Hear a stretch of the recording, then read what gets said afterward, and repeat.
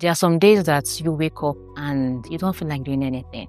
My name is Ruth Chisom Onyugo, and I am the founder and lead strategist of Asili Foods. Asili Food is an agro-processing company into the processing of natural spices.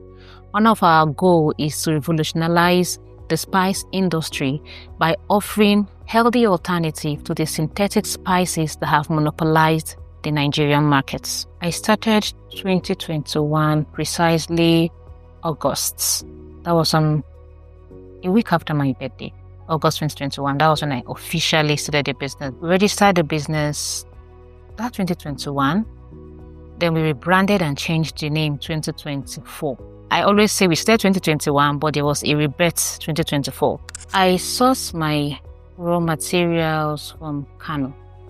Initially, we started from Jos, but we realized that the price we were getting from Jos, it's like times 3 of the price they were giving us in Kano. So one of the things that entrepreneurs do is that you look for the place where you have the cheapest or with the lowest cost so that you can be able to make more profit. So we source from Kano now.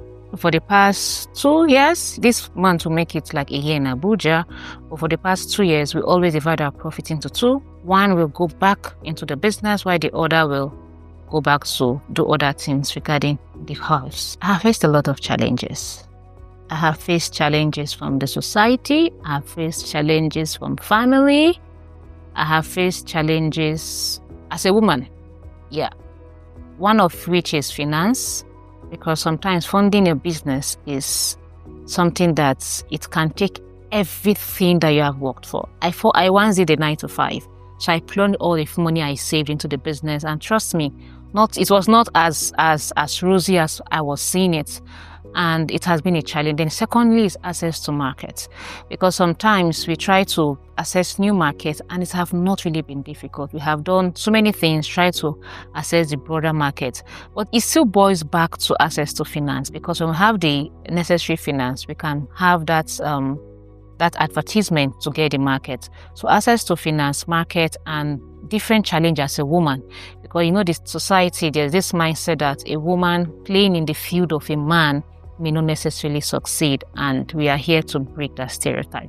What made me start this business in the first place was I saw that there was a lot of synthetic spices. You have children at the age of, let's say, 6 years, 7 years, 4 years, having kidney failure, liver failure, heart failure. And I started doing a research, like what happened. Then I realized that it's what we eat, what goes into our system. It may not have effects right now, but give it 2 to 3 years, it's going to start having effects. So every morning I wake up from sleep, no matter how tired I am, when I realize that we need to make sure that at least we cut down these diseases by, even if it's 30% or 40%, it's going to go a long way. So that has been my motivation, to make sure that we make spices across every family in Nigeria. That's number one.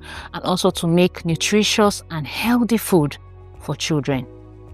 For the community, we train. Outside the fact that we make spices, we also train women farmers on how to process their food, how to process their crop, because many of these farmers, when they process, they just sell straight to when they farm, they just sell straight to the market.